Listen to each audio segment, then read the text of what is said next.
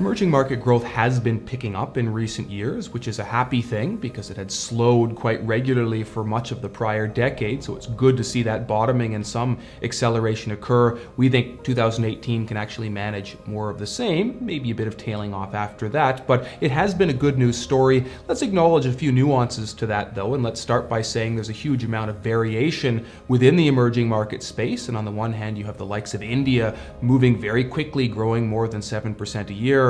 China growing at more than 6% a year and seemingly shaking off some of its bigger debt concerns that had been so front of mind as of just a few years ago. And at the other extreme, there are some countries that have been running into challenges. Venezuela would be one, simply a dysfunctional economy.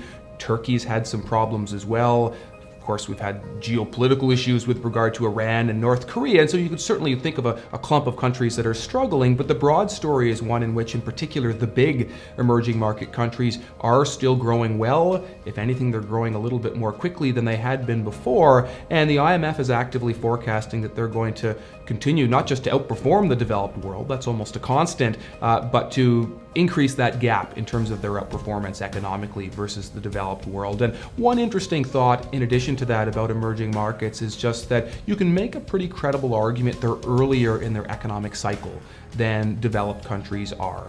Stock valuations are lower, they're not showing as many signs of overheating, and so conceivably they could either have further to run, or at a minimum, so long as this cycle continues globally, they could have more growth to enjoy until that cycle comes to an end. And so there's a fairly positive story there, but it doesn't apply to every single country.